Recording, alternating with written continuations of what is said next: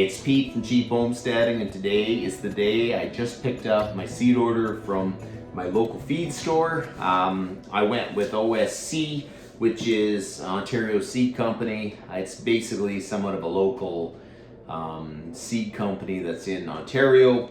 But the main reason I went with them, I bought their stuff before. I've ordered directly from them. I've ordered from other feed stores in the past, but I feel it's super important, especially the days we live in, to try to support those local businesses around you. I bought these seeds from my local feed store, the guy I buy my chicken feed from and everything. And other years I have purchased them through their online store. And you think about it though, they make more money on that, but those little stores that you would normally go to get your feed and your seed from, they kind of miss out on that, and it's harder for them to keep going. So I really do feel it's important to support those local businesses, try to buy your stuff from them, and half the time it doesn't cost much more to buy from them. It's the same price, it's just that the main company cuts out the middleman by just selling it online. So it is super important. Try to get it from your feed store, support those local businesses. So if that's where I bought it from, so my seeds this year are going to be from OSC, and I bought from them in the past and I've had great success. They are a reasonably well priced seed company, I find. There's a lot of seed companies that are super expensive. They're kind of the posh thing. These are just normal. A lot of feed stores sell them, and they're great. So if you're around a place that sells OSC seeds, highly recommend them. They're great. So this is by far the most seeds I've ever purchased. This isn't even all of it. All my bigger packages are still coming, but everything that came in seed packs I got. So I worked up the front garden. We're gonna plant the whole front garden. I've got my raised beds at the back, and I have the greenhouse going. Between all of that, I'm really hoping that I can supply most of our garden and our vegetables this year and try to cut down on the crazy cost of inflation that is really going. So that's what we're going to do. Not everything here needs to be started in the greenhouse, but I'm really hoping that we can get what needs to be started up and running, and we do really good. So the greenhouse cost me quite a bit of money to get up and running, but it's up and running now. It's going to be really good. The other thing is I just ran out of money to get pots and stuff to start seeds. Ideally, I would have liked to get pots that are reusable. I mean, these could be partially reusable maybe, but I don't want to get any disease or anything carrying on, so I probably won't. But for 100 of these, it cost me $44. So I am still looking for kind of like a reusable option for just these. Like maybe I can save some of these planting styrofoam trays or whatever. But for now, I thought this is the best way for me to start a lot of plants for a reasonable amount of money. So it's 100 of these was $44. So I found that really reasonable. So we definitely spent a little bit of money on seeds and pots and the greenhouse. So I'm really hoping this year the garden does super. So we're making a good go at it. I really do feel it's important to make sure you start growing a garden. Start thinking about it now and get at it, because I really do think it's going to become very difficult and very expensive to live in the next little bit. So I'm going to show you some of the stuff I got. Okay, so I got 2 spaghetti squash. I got some Table Queen acorn squash, which is one of the like really nice squashes. Now, spaghetti squash doesn't really last that long, but acorn squash lasts a long time. Okay, so my goal is to get them in the cold storage, and hopefully we'll have some squash till late in the winter, maybe January, possibly February. There's some butternut squash. So I got some butternut squash, and these squash last a long time. So I'm hoping that I can get them stored away and they'll last into February and March, right out of the winter. So radishes are crazy good for you. I just actually haven't got into eating radishes too much. So I'm going to really try to start having radishes, because you know what? a lot of this food that's good for you is not hard to grow. You just got to get out there and do it. Radishes, you can't go wrong. Pumpkin, small sugar pie pumpkin. So if you want pumpkin pies and stuff like that, I'm going to be growing that. And here is the jack-o'-lantern. So the big pumpkins to cut jack-o'-lanterns, we did that. That's more for decoration, but it might come in good for food too. And some rutabaga. So we got some root vegetables. So a lot of squash, a lot of that. Okay, so I've got some carrots. I'm getting a big thing of carrots, a big package of carrots are coming. I'm getting some big packages of romaine lettuce and some Graham Rapids just leaf lettuce coming, but I decided to just buy some seed packets so I'd have them. So cantaloupe, I haven't grown cantaloupe too much. I'm going to really try at it.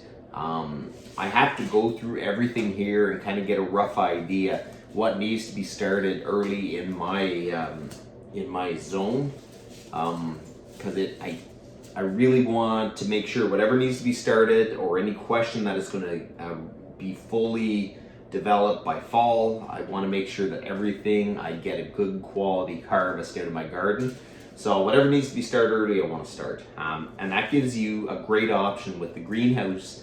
With a greenhouse the size I have, it gives you the option to start everything, which before I was starting everything in the house, and really you could only start your tomatoes and your peppers, and that's about it. You couldn't do any more than that because you just didn't have enough room. But now we have enough room to start whatever we need. So I kind of want to go through everything, make sure that everything is started if it needs to be started.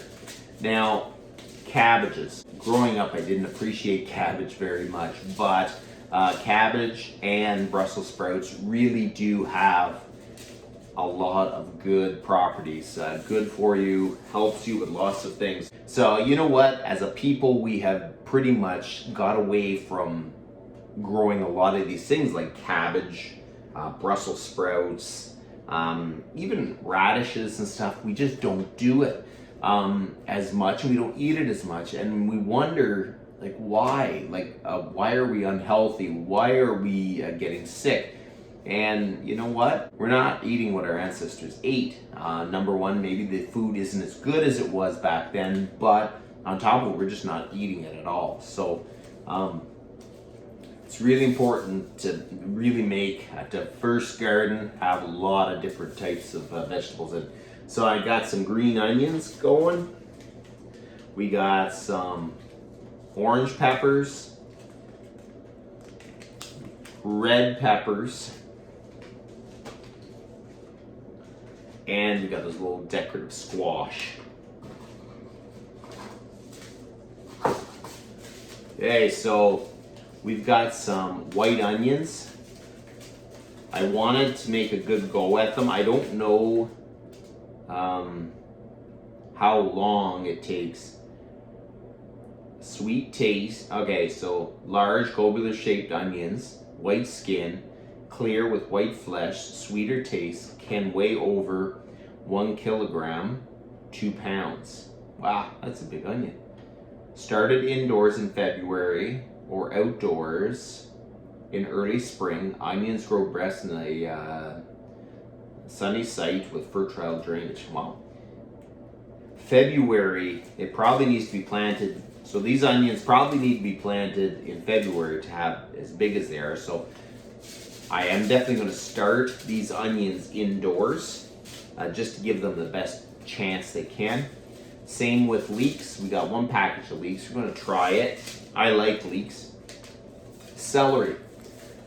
Growing celery. Celery is great for your blood pressure and stuff like that. So I'm definitely going to grow some celery, get it going, and I'm probably going to try to figure out how long it takes to mature and stagger it just a little bit.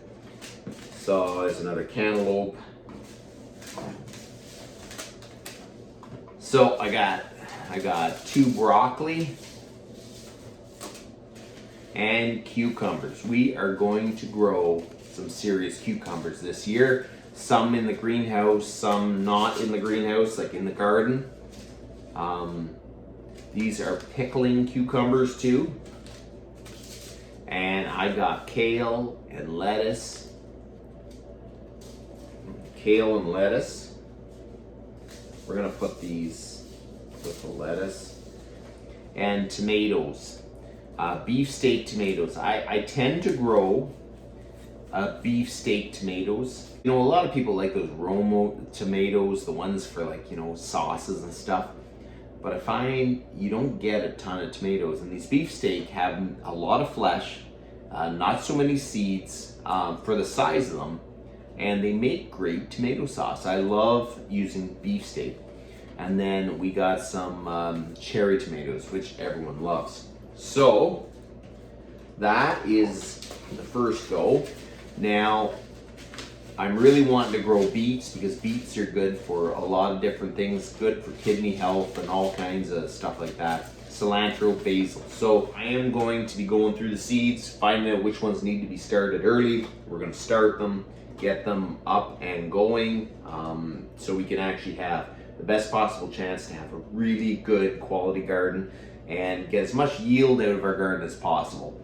My neighbor George says I can come borrow his cultivator and his disc, so that's what I'm going to do to try to finish up the front garden. I have one more cube of dirt left over when I bought it for the greenhouse in the fall, so we're going to redo the raised beds, get the dirt really good. I'm hoping this is the year that we'll have a really good crop from the gardens. We're going to put some really concerted effort to make sure that this succeeds. So I wanted to show you guys the seed order, what we kind of ordered. I am still waiting for a lot of beans, bush beans. There's a whole bunch of seeds coming in bigger packages. A big package of carrots. I'm going to grow quite a few carrots this year. And a big package of lettuce because I'm going to be rotating the lettuce in the greenhouse. So most of my lettuce is going to be grown in the greenhouse. But a lot of these other things are just going to be in the main garden, so I want to make sure that we get them started, get a good go at it. So what we're going to be doing the next little bit is I'm going to go pick up some potting soil. We're going to get the greenhouse ready. We're going to plant all the seeds because I need to get this done and out of the way by the time I need to start boiling maple syrup because it takes up a lot of time, it takes a lot of the weekends, and then I'm probably going to be 2 or 3 weeks behind. So I really need to get the greenhouse planted before I start boiling the maple syrup. So that's what we're going to do in the next little bit. We're going to start planting the seeds in the greenhouse, getting them ready, and it is definitely coming into a busy time around the homestead, so there's going to be lots of videos about that. So you guys have a good one.